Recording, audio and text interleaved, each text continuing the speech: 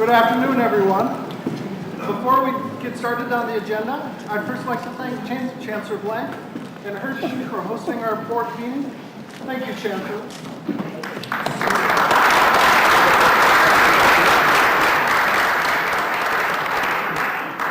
And now that I have everyone seated,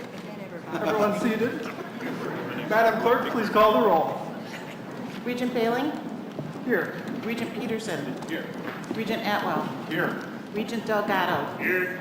Regent Evers? Here. Regent Greeby? Here. Regent Hall? Regent Higgins? Here. Regent Jones? Here. Regent Klein? Here.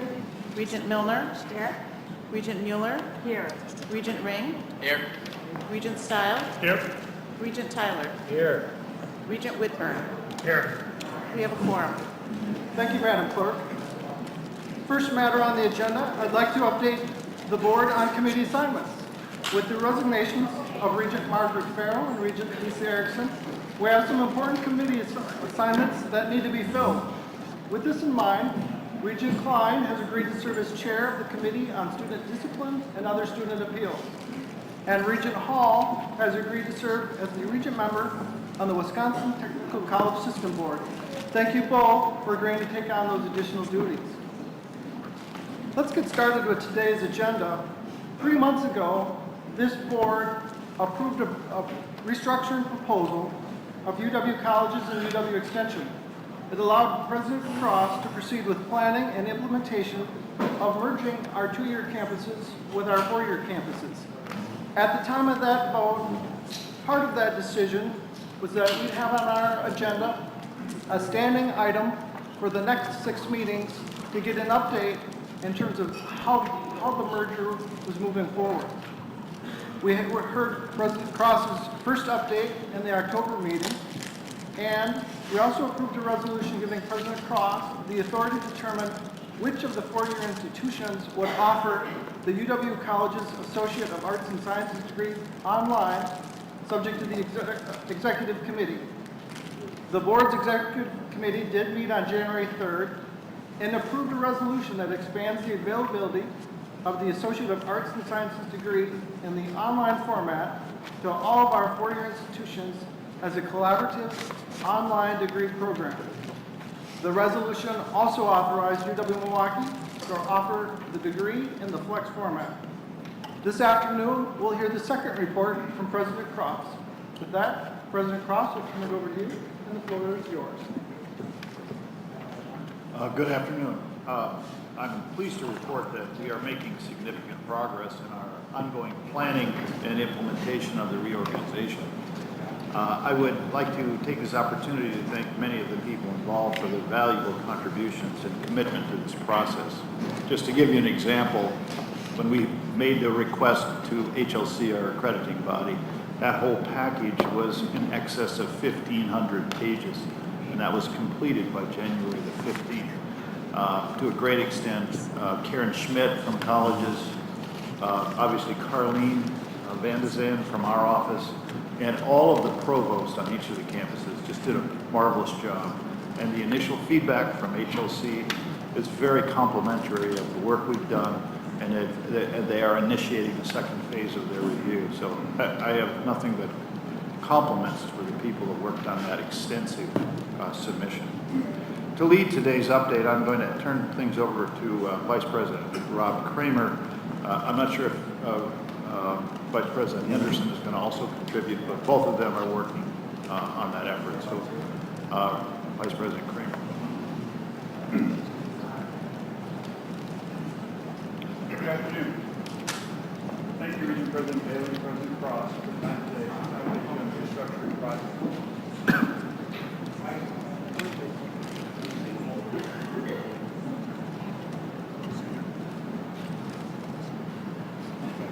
Is that better?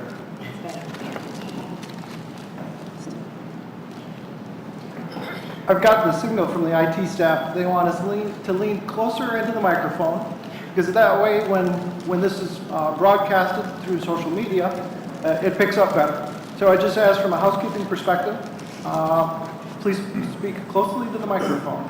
Take it away, Rob. I will try to follow those directions.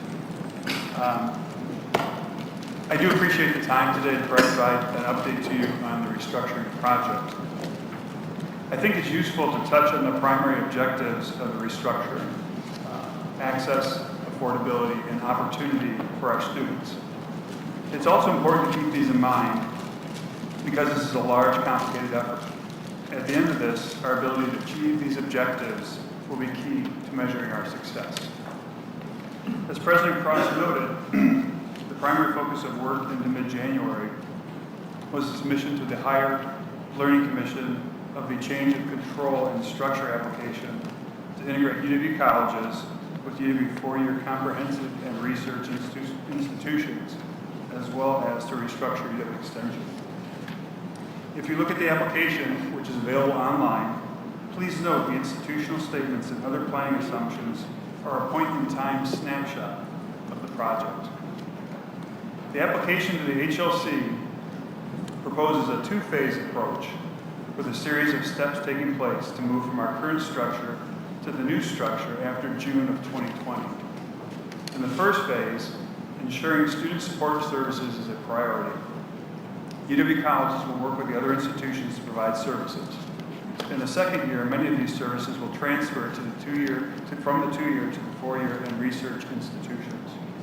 Other functions, such as information technology and human resources, are being maintained centrally to provide services in 2018-2019 to the two-year campuses, while planning takes place to identify where they can be expanded to other UW institutions, consistent with 2020 Forward's goal of standardizing, consolidating, and streamlining non-instructional services. The HLC review process will not be completed until June of 2018. We're currently in the panel review period, and the action committee will meet at the end of March. The steering committee has met 3 times, and its next meeting is February 16th. The first 3 meetings have focused on providing background, the HLC submission, and some pressing issues such as curriculum for 2018-2019. The committee will now begin focusing on regionally identified issues, student services, employees, and the project timeline. The HLC submission will be the reference point for this work, as we are following the proposal and planning activities that it contains. This is the project structure you're probably familiar with by now. I would note that Vice President Henderson will be leading the UW System Administration, UW Extension restructuring team. Here are the functional teams we've established today. These are comprised of representatives from across the UW system who are sharing their expertise, experience, and knowledge to help us move forward with the restructuring project. As I noted at the start of my update, this is a large, complicated effort, and the regional and functional teams are working hard. I checked with several teams for comments to share with you today. UW-Madison noted that from the outset, planning for the transition of Cooperative Extension to UW-Madison has been guided by principles consistent with the outreach mission of both institutions to act in partnership with each other and with all the many individuals, organizations, and offices who have existing relationships with Cooperative Extension, so that the process of transition remains transparent, constructive, and efficient. Members of the planning team are meeting continually with county officials, agricultural consortia, and other interested parties to share information, invite questions, and respond to concerns. Similarly, members of the planning team meet regularly with representatives of all involved to share governance groups, as well as institutional leaders, to ensure transparency and informed engagement as the complicated issues of the transition are identified and addressed. Throughout the process, there's been a consistently high level of positive dialogue and cooperative effort, which supports the overall objective of realizing new opportunities for the state of Wisconsin through the combined efforts of Cooperative Extension and UW-Madison. UW-Milwaukee shared that their new school college task force is asked to focus simultaneously on 3 critical tasks. First, developing a formal process for approval of a new school and college that will include faculty, staff, and academic programs from UW-Waukesha and UW-Washington County. Second, developing an organizational chart that thoroughly reflects the structure and integration of the new school and college within UW-Milwaukee, including its relationship with existing schools and colleges. And finally, drafting a separate organizational chart that delineates the staffing needs outside of the new school and college, but within UW-Milwaukee's existing organizational structure in order to support expansion of operations at UW-Milwaukee resulting from the joining of these three campuses. The UW-Milwaukee Task Force is comprised of representatives from shared governance and administrators from the three campuses, as well as members of their team. UW-Oshkosh noted that all faculty from their three campuses met in January and broke into academic departments to discuss their own shared governance needs as part of the larger issues they're tackling. The regional team has identified key activities to target with assistance from one-time recruiting funds that were recently distributed and developed a timeline of events. How the HLC submission informs key critical path activities is being synthesized within each group at that regional level to ensure the items for July 2018 are prioritized within the project flow. UW-Platteville noted that tenure is an area of concern and focus. The Faculty Senate there is reviewing its bylaws to support the restructuring project and the tenure process. UW-Platteville, along with a number of other institutions, noted that time can be a significant constraint. It's challenging to find a time where members of the campuses can get together and meet on these issues. UW-Stevens Point recently conducted a joint UW-Marathon County, UW-Marshfield-Wood County, and UW-Stevens Point program, which included exploring new opportunities for serving students and offering new programs, identifying pressing questions in the restructuring, and better ways to serve the communities. Finally, UW-Whitewater noted that their main focus has been on governance and curriculum. The HLC application for the BAAS is also on their radar. They are making a concerted effort to identify those issues and concerns that are most pressing for them and are also meeting with various community groups such as the county board and city councils. I also wanted to note on the functional teams, they've been doing quite a bit of meeting, and I wanted to highlight just one, the financial aid group. That team has been meeting and has already developed a timeline outlining key activities between now and September of 2020 to inform our planning throughout the course of the project. The steering committee and sponsor made a number of decisions today which informed both the HLC submission and addressed some of the pressing points in this project. Recruiting is one example. A second is naming of new institutions and the steps that should be taken in proposing a new name. With that, I will conclude my update to the board. I do want to thank again the many people who are working on this project. I have been uniformly impressed by their commitment and dedication to making this successful. Thank you.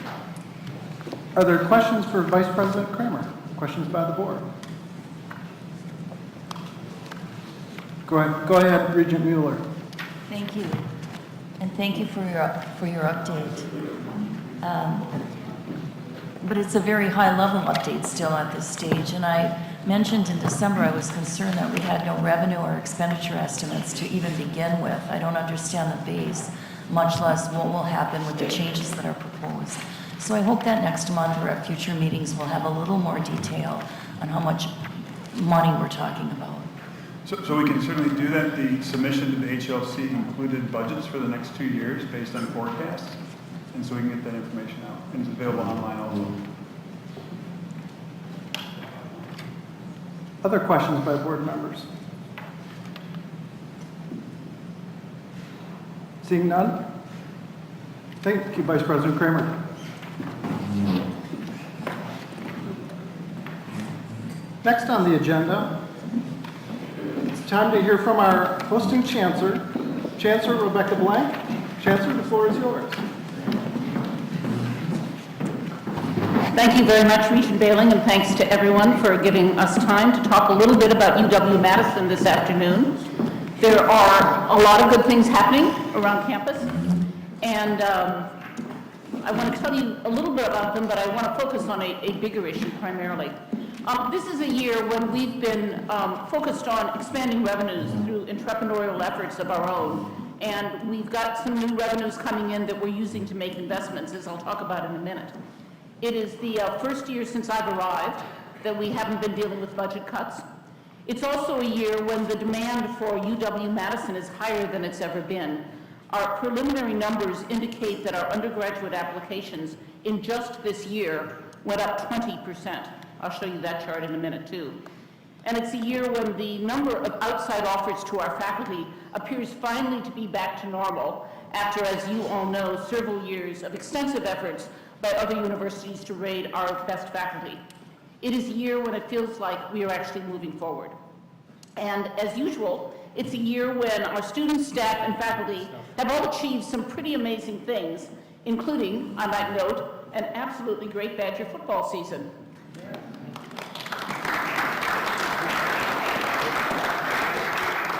This is actually the cue for Regent Higgins, who told me he brought a copy of the Wall Street Journal article, which named for, I don't know, the 5th year in a row, Wisconsin is the most admired football team in Division I that he's going to pass around. So that's your cue, Regent Higgins. I might also note, I'm not going to talk any more about this, but you have in your folder Points of Pride, which lists many of the amazing things that are happening on campus, and I'll hope you'll look through that at some point this evening or tomorrow when you've got a minute. I want to use the next 20 to 30 minutes in a slightly different way rather than talking about all the good things happening on campus, though I will do that too. We're at a moment when there is a real debate about the role of universities in our society. I know that virtually all of you probably read the news reports from a couple of months ago where a survey found that a substantial number of people suggested that colleges and universities actually have a negative effect on society. And that despite the fact that all the economic data suggests that only those with 2- and 4-year college degrees are going to really have a chance of finding jobs with decent wages and low opportunities for unemployment. But I don't want to talk about higher education in general. I want to talk about the University of Wisconsin in Madison, specifically the flagship university of the state. We've come in for our share of criticism over the years, and some amount of it is certainly justified.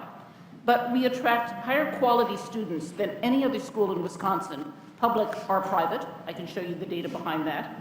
We're among the best research universities in the country, and we are regularly ranked among the top public universities in the United States. So the primary question I want to ask is, why does it matter to the state of Wisconsin that it has within it one of the best public research institutions in the country? There are lots of other good schools in the state. The chancellors and presidents of the chancellors are sitting here, presidents are elsewhere. So why does it matter that the flagship university is ranked as highly as it is? And I want to suggest 5 answers to this question. So number 1, we provide access to a world-class education for Wisconsin students. Students can earn a degree from one of the top-ranked public institutions in the nation for only $10,533 in tuition and fees per year. Now, the only other higher publicly ranked university in the Big Ten is the University of Michigan. But if you're a Wisconsin resident and you decide you want to go to Michigan, it's going to cost you more than $47,000 in tuition and fees. You could, of course, go to the University of Minnesota, given our reciprocity agreement, but that will cost you $4,000 more per year, and they're ranked number 25, well below us. So this access to excellence is important in terms of keeping the best students in this state. And we are committed to making it possible that any student who can be admitted to UW-Madison should be able to attend. As the Regents know, we guarantee a minimum of 3,600 Wisconsin students in every freshman class. This year we had more than 3,700. Our admit rate among in-state applicants has typically been somewhere around 2/3, and that compares to an admit rate of well below 50% for our out-of-state applicants. It is particularly important that we keep the best students in the state. And 50 years ago, places like Wisconsin could just assume the top students out of high school were going to come to the flagship, just the way it went. These days, particularly for students who are in middle or higher income families, they do a national search for colleges. They don't just automatically attend the flagship university. And once they leave the state for college, they're much more likely to take first jobs outside the state and establish their careers elsewhere. So we've started the Wisconsin Prime program to keep the state's best students in Wisconsin. Prime targets high school students in Wisconsin who have top grades and an ACT score of 30 or higher. Our goal is to reach 800 students with high-touch recruiting to communicate to them why a top student would want to attend Madison. I had lunch just last Friday, and that's where this picture is from, with some of this year's Prime candidates. We invited a good number of people from around Dane County to lunch and had a wonderful conversation with all of them about why Madison and why Wisconsin. We just started the program, but I think we're on the right track. We have only 1 year of data, but this past year, our share of applicants with an ACT score of higher than 30% rose by 7% last year, and we don't have the data for this year yet, but we will have it soon. The more of these excellent students that we attract to UW-Madison and that we keep in Wisconsin for college, the easier it's going to be for Wisconsin's businesses to recruit those students into jobs. But in addition to helping Wisconsin students, there's a second contribution we make, and that is out-of-state talent recruitment. We bring more highly skilled young adults into Wisconsin from outside the state than any other institution. And in a skill deficit state that needs more of these people, this is an enormous advantage. We have almost 20,000 graduate and undergraduate students on this campus who come from outside Wisconsin. No other institution in the state attracts highly talented individuals to the state in such large numbers.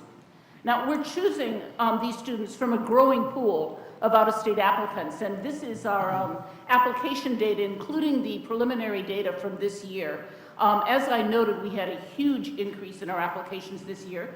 Our Wisconsin applications rose by 6%. You can see something of an increase there. Our Minnesota applications rose by 17%, and our non-resident applications rose by 30%, giving us a 20% overall increase in just the 1 year. Now, a lot of that, I think, has to do with our movement onto the common application. In fact, people had told us the second year on that was going to produce a bigger effect than the first, and I'm still not quite sure why it's true, but it's certainly been carried out in our data.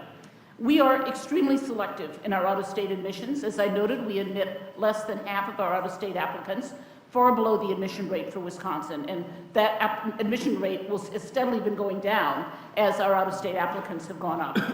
Over the next 5 years, we're looking to expand our freshman class at least a little by tapping into this deep pool of talent.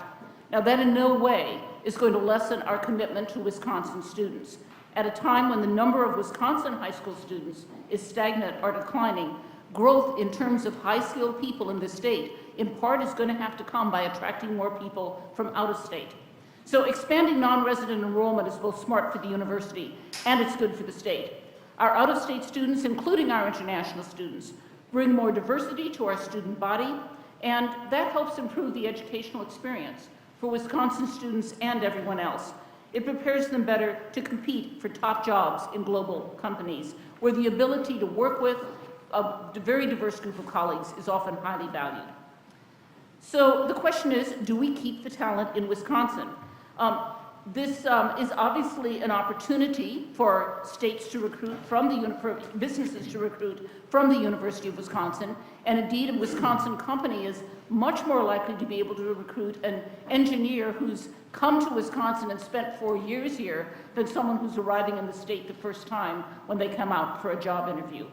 So we survey our students regularly in September, after they've graduated, and of those that are going on to work, so this excludes all those who are going on to school, which we also have a substantial number. Our non-resident bachelor's degrees, the percentage of those who say they have a job in Wisconsin is 22%, okay? That's a very good retention rate. And, I think it says something about the extent to which our talent pool is, in turn, feeding into the state's talent pool. We can't force people to stay in the state after graduation, but we can work in partnership with the businesses, and we are trying harder and harder to do this and to build these sorts of partnerships that will deliver this pool of talent and help industry here in the state recruit them. And those of you in the READY Committee heard Dean Carl Schurz earlier today talk about what he's doing, particularly creating partnerships for the LNS, for our liberal arts undergraduates, where the majority of our students actually major.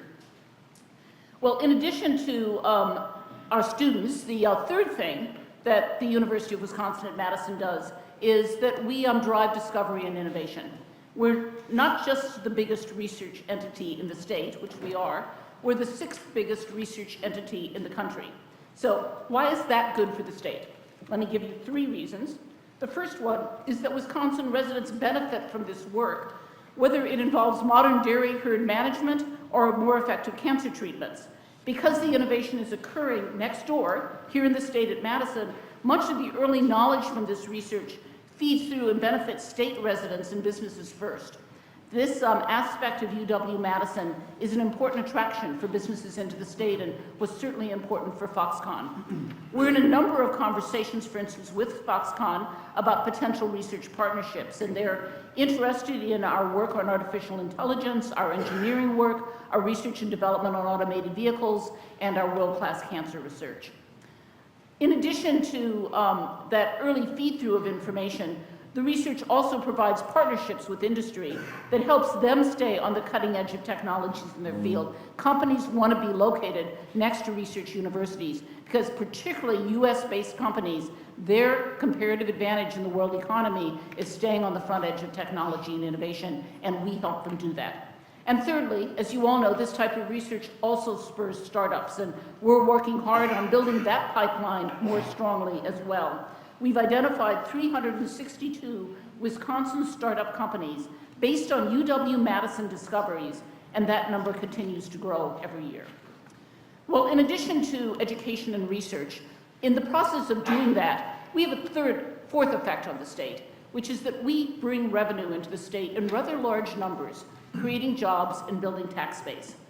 We bring more than $1 billion into the state in federal and private research funding, $1.1 billion to be precise. That's money that is largely spent here, primarily to hire people, to create jobs, and to buy materials. Based on our research enterprise alone, we are one of Wisconsin's largest employers and a major source of jobs and spending in the state, largely funded by revenues from outside the state. We're also bringing another $300 million into Wisconsin from out-of-state tuition revenues, which is spent on jobs and services. And I'm not even giving you the numbers in terms of donor dollars that come into Wisconsin from out of the state. This is particularly striking because most people think of us as a public entity. But public entities largely are state-funded and don't bring in additional revenue. Only 15% of our revenue comes from the state. We are much more like a private company, except that there's very few other companies in the state of Wisconsin that bring and spend $1.4 billion in the state. That money generates significant activity, jobs, and tax revenues. For every $1 that we get from the state, the university generates $24 in economic activity. Just to give you a sense of the statewide impact of our research dollars alone, I want to be clear that the impact of this is not just Dane County and the Madison area. This is a picture that shows where our research dollars are spent around the state. And the main message is they are spent all over the state. To buy equipment, supplies, technology, we rely heavily on purchasing from Wisconsin-based businesses. Finally, a last reason why having Madison is good for the state, the service that we do to the state. As you all know, one of my predecessors more than 100 years ago coined the phrase, the Wisconsin idea, to embody the commitment that this university feels to the state around it, that the university's boundaries are not those of the campus, but those of the state. We started cooperative extension programs before the federal government did.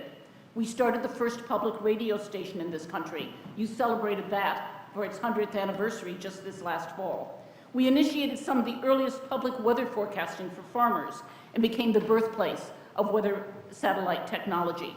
A few examples of what we do today.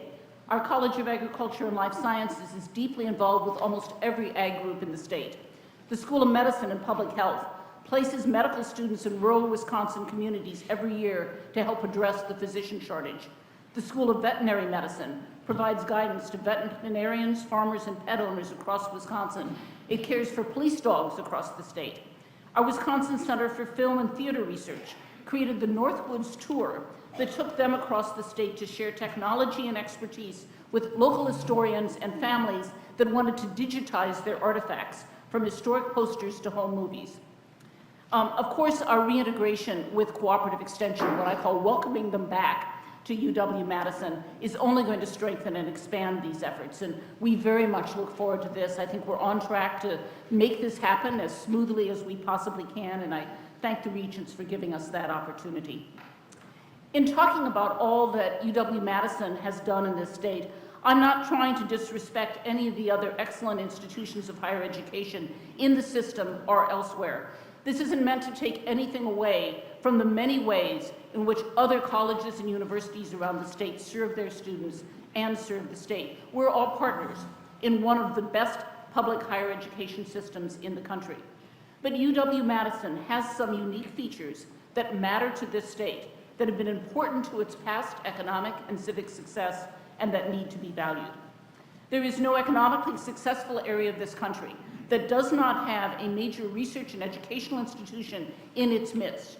For UW-Madison to continue to provide value to the state, it needs to retain its reputation and its quality. And making sure that happens is my highest priority as Chancellor. So that leads to the next question, which is, what are we doing to make that happen, to keep moving UW-Madison forward? And let me briefly address that question. One of our biggest problems over the last decade has been a lack of new dollars for investment, and the Business and Finance Committee saw a presentation on this from Loren Heller earlier this morning. We have been lagging our peers. We've been growing not nearly as fast as them. In fact, our actual revenues went down for several years in 2013 and 2014. And when I came in, partly as a result of looking at this and being faced with budget cuts, we've really started a number of initiatives to be entrepreneurial, to generate new investment revenues for ourselves from our own efforts. And these 6 strategies which we have been pursuing are finally beginning to show some results. And as a result of that, we do have some new investment revenues this year that we're investing. Now, let me parenthetically note, this does not mean that we want to break our ties with the state. The state is an incredibly important partner for us, and it's particularly important in the funding of capital projects. And the Capital Committee heard some conversation about that earlier. I should also note that in your book is one of my favorite publications, our budget in brief, which in 12 easy pictures and a few sentences lays out sort of where our revenues come from, what we spend them on, and I hope that all of you in your copious spare time, particularly if you're having trouble sleeping tonight perhaps, should pull this out, but we do try to make it very accessible to people. Let me say a word about these 6 strategies. I think you've heard about all of them at various times. We're working on expanding summer semester. Obvious thing to do, keep students here, provide more flexibility to them so they could take a semester abroad or do an internship or whatever. It gives them great, they can finish sooner, gives them much greater flexibility in their educational experience while also generating some additional revenues for us. Secondly, growing programs for professionals, particularly a number of master's level programs, some online, some in residence, that I think serve the state and serve the region very effectively. Thirdly, you've been very close partners with us in setting market-based tuition for our out-of-state students and for our professional schools, and I thank you for that. Fourthly, growing alumni support. We are, as you all know, in the midst of a major campaign, the Always Forward campaign. That's a $3.2 billion campaign, and we're nearly 3/4 of the way to our goal, thanks to record participation by more than 170,000 alumni and friends. I remind you that that is largely not spendable income. That's largely endowment income that then pays out at a certain rate, but it builds for the long term in terms of giving us a larger base of revenue. Exploring student mix and numbers. I just talked about this. We are talking about expanding our non-resident undergraduate enrollment at least a little while still maintaining our strong commitment to Wisconsin students here. And then lastly, growing research funds.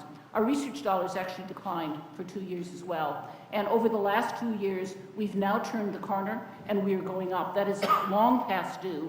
And I think it's the result of a number of things that we are doing to invest in the research enterprise. So these entrepreneurial efforts are beginning to show results. As I say, we've got some new investment dollars to spend this year. And let me tell you about 5 of our highest priorities, which we are spending these dollars on to invest in the future of UW-Madison. Number one of my favorites, is running a cluster hire initiative. Our last cluster hire initiative ran 15 years ago. A cluster hire is a joint hire of 3 faculty in the same year, at the same time, who are sort of all jointly recruited, who work on a scientific issue of substantial major interest, but from different disciplinary perspectives.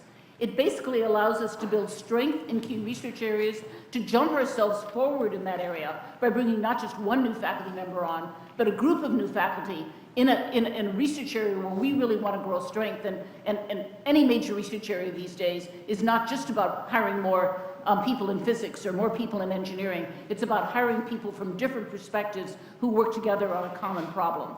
So for instance, one cluster that we created 15 years ago, the last time we ran this program, has advanced our neuroscience research, moving us closer to better treatments for neurological problems caused by diseases like Parkinson's and spinal cord injuries. That cluster has produced, over those 15 years, 17 new patents, a startup company dedicated to translating research into the marketplace, and $33 million in grants and donor gifts. We, this fall, solicited proposals for our first cluster hire from our faculty and research centers, receiving 48 proposals involving 150 faculty. And we are expecting, I think today or tomorrow, very soon, to be announcing that we'll be funding 6 of those for those hires to start immediately.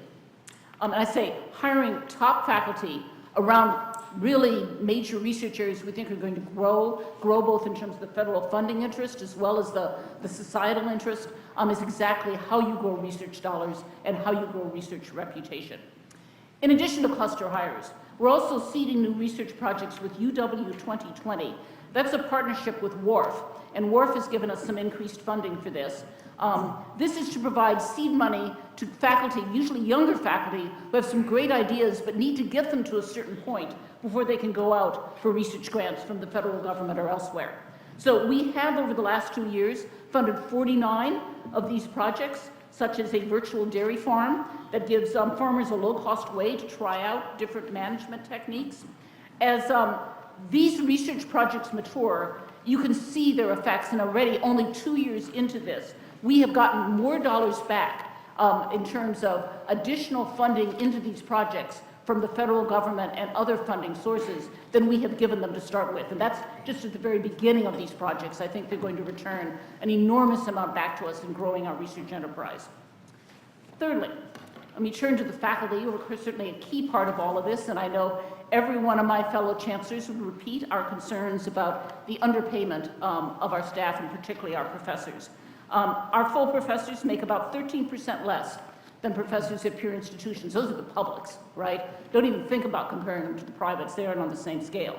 That's not something to be proud of. You cannot run a great university and consistently underpay your people. You will lose them, or you won't be able to hire them.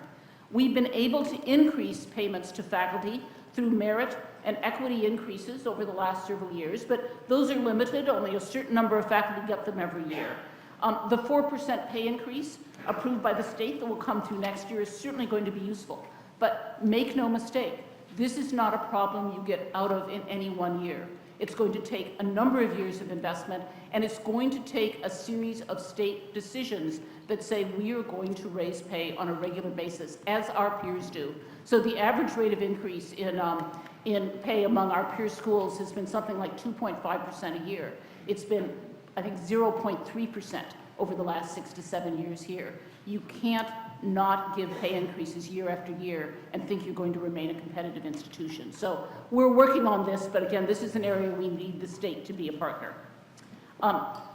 Fourthly, not only are our faculty underpaid, but our graduate student stipends are far below where they need to be. Now, graduate students weigh a number of factors when they decide what school to attend, but our lower stipend rates clearly make us less competitive, and we lose some really top graduate students. Attracting strong graduate students is key to attracting and keeping great faculty. They want graduate students to work with and to partner with. So we are very substantially raising our stipends this year for our teaching assistants, and that will help bring us closer to where we need to be. But again, just as with faculty pay, this is something that we can't just do once. We have to keep working on year after year. Finally, let me talk about access of students, and particularly Wisconsin students, into the University of Wisconsin at Madison. As I've said a number of times, I want every student from Wisconsin who is admitted to UW-Madison to be able to come financially. There may be other reasons they decide not to come, but it shouldn't be lack of resources. And one of the things that I talked about last year, in fact announced last year at this event, was the unveiling of Badger Promise. Badger Promise is a guarantee of free tuition for first-generation students who transfer into UW-Madison from one of Wisconsin's two-year schools. Today, we have 139 Badger Promise students on campus.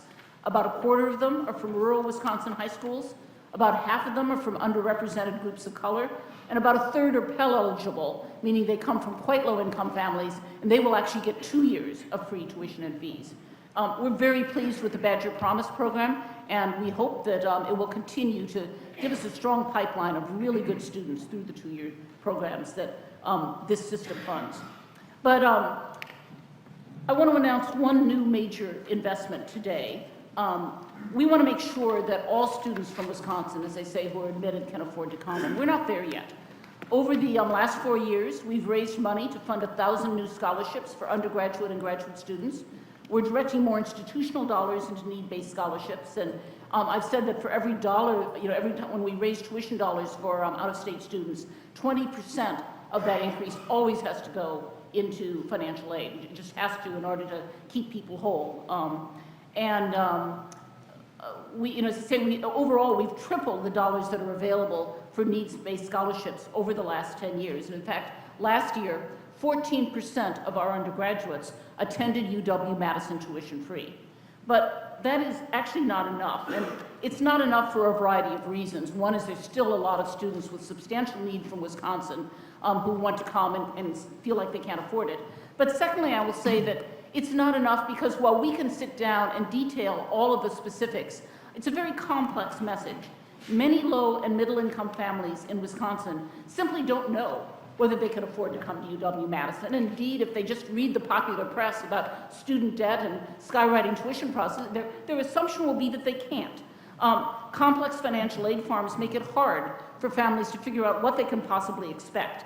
So we want to simplify our message and make it very clear to low and moderate income families in Wisconsin that we're going to do everything we can to make this an affordable school. So we're announcing a program very similar to one that many of our peer schools in the Big Ten have already announced. We are calling this Buckys Tuition Promise. This is a new program that expands our commitment to affordability for Wisconsin students by pledging the following. We will cover 4 years of tuition and segregated fees for any incoming student from Wisconsin whose family's adjusted gross annual income is $56,000 or less. That is about the median income in the state of Wisconsin, all right? So the program begins next fall, and the idea here is to simplify financial aid messages to people around the state, as well as to a certain extent expanding the financial aid that we have available. For freshmen, the commitment is to 8 consecutive semesters. You can't keep coming and not graduate. For transfers, it's for 4 semesters. We want you to graduate on time. We'll support you in that. Now, let me be clear. Students from low-income families may get more than just the free tuition and fees. We know they have living expenses, and from lower-income families, we need to work with that. So this is a minimal guarantee, not a maximal guarantee. But we want an easily understandable message about the amount of financial aid available to our low and moderate income Wisconsin families. I also want to note that by talking about need-based aid, I'm in no way dismissing the need for merit-based aid as well. Many of our peers lure top students away again and again by offering such merit-based aid even in the absence of need. And we are also working with a number of donors, in fact have done some substantial increases on that front as well. So today's topic is need-based aid, but don't put the merit-based aid off the table either. Now, I know I'm going to be asked how we're affording Bucky's Tuition Promise, and the first answer is we already cover a substantial share of these expenses for our families. We're already giving them financial aid. So this is simply, for a number of people, simply a repackaging that makes it very clear what is available. But there are some new commitments embedded in this, and we are redirecting some aid dollars that we've used elsewhere, and we're also working very hard to raise money from our alumni to cover the additional costs. We are not, and I repeat this, we're not using any state dollars in this program. For instance, we just announced in December that we have $10 million in matching money for need-based scholarships from John and Tasha Margridge. When that match is complete, we'll have a $20 million endowment coming out of that. And that endowment will by itself pay for the first year of this program. Won't pay for the accumulation over all 8 years, but we'll be working with other donors to try to fund that. Bucky's Tuition Promise is just one of the ways in which we're investing in our students and investing in the university. A great university will not stay that way very long if we aren't constantly finding new ways to attract great students, to provide them with an excellent education, and to retain the faculty who teach our students and who also conduct our world-class research. UW-Madison has been part of this state for 170 years. Our partnership with the state is central to who we are as a public university, and the state's partnership with us is central to its economic future as well. It is exciting to think about all the things that we can do together in the decades ahead. So thank you very much, and I will take questions.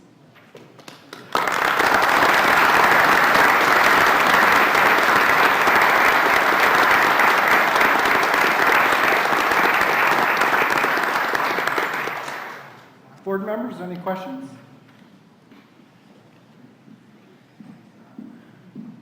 Regent Style. Thank you. Terrific presentation. Thank you very much, Chancellor Blank. Could you just comment what you think the annual cost or loss of revenue will be for the Bucky's Promise going forward? I know you're gonna make it up in private fundraising. By the and other time this sources, rolls but- out fully, right, so your freshman, you know, it's going to Right. cost you 4 times what it costs for the freshman. We're expecting it to be a little bit over $3 million. And the answer to this is that 80% of this we're already doing. We just don't make it clear to people we're doing it, right? Yeah, So, thank you very yeah. much. Regent Klein. Yes, as always, a terrific presentation, Chancellor Blank. 2 questions. One, I heard you say that for merit there will be scholarships, but you know I've said this before. I thought we used to at UW-Madison offer the valedictorian in high school classes with a free ride, which you know maybe didn't get at all of the merit-based scholarship, but I thought it really was a nice way of making sure that kids who are at the top of their class you know, are admitted. That program I just raised with you just for consideration. The other one was the Med Scholars program. And some of those were really important to our high school students as they came up through the ranks, and just wondering if there are different things we should resurrect. Yeah, so, and we do have many other programs beyond this, and, you know, Bucky's Tuition Promise will be a last dollar commitment, right? So people who are eligible for other programs or for federal Pell Grants or other things will get those first, and then we make up the difference to guarantee that they pay nothing out of pocket for tuition and fees. So this doesn't displace any of those other programs. Any other questions, board members? Regent Whitburn. I think it's critical that we have a dynamic leader at our flagship.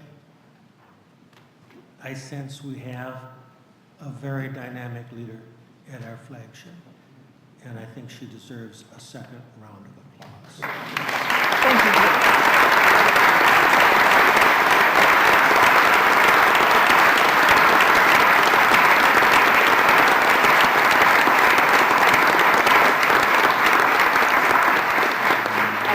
I think I probably should stop there.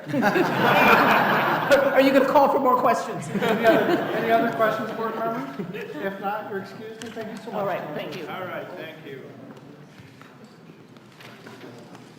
At this time, I'd like to ask all board members to stay in place while we complete the roll to move into closed session, and then Regents, we will relocate to Varsity Hall 1. I'll now call upon the always eloquent Regent Vice President Peterson to read the motion to go into close. Regent Peterson. Thank you, Regent President Bailey. I move that the Board of Regents move into closed session to A, consider amended employment and additional compensation agreements for UW-Madison head coach as permitted by Section 19.851C and E, Wisconsin statutes. B, to consider amended employment and additional compensation agreements for UW-Madison associate head football coach, offensive coordinator as permitted by Section 19.851C and E. C, consider an amended employment and contract and additional compensation agreements for UW-Madison coach, defensive coordinator, as permitted by Section 19.851C and E. D, to consider an amended employment agreement for UW-Madison head women's basketball coach, as permitted by Section 9.851C and D. E, to consider an amended additional compensation agreement for UW-Madison Athletic Director as permitted by Section 19.851C and E. And F, consider 2 UW-Madison salary adjustments as permitted by Section 19.851C. We will also consider Section G, a request from UW-Madison to approve a salary range as permitted by 9.851C and E. We will deliberate regarding a recommendation for dismissal with cause of a UW-Whitewater faculty member as permitted by Section 191A and B. We will discuss ongoing personnel matters as permitted by Section 19851F. And we will also consider personal histories or disciplinary data of specific persons relating to the UW-Oshkosh Foundation matter, which, if discussed in public, would be likely to have a substantial effect on the reputation of such persons as permitted by Section 1985F. And finally, Section K, to confer with legal counsel regarding pending litigation, Bank First National versus UW-Oshkosh Foundation, Board of Regents versus Son, Leitner and Wells, UW-Oshkosh Foundation, Inc. versus Board of Regents, UW-Oshkosh Foundation Chapter 11 bankruptcy filing, and potential litigation as permitted by Section 9.851G. Madam Clerk, please call the roll. Could I have a second? Second received? Regent Baling? Yes. Regent Peterson? Regent Atwell? Yes. Regent Delgado? Regent Evers? Regent Greeby? Yes. Regent Hall? Regent Higgins? Regent Jones? Regent Klein?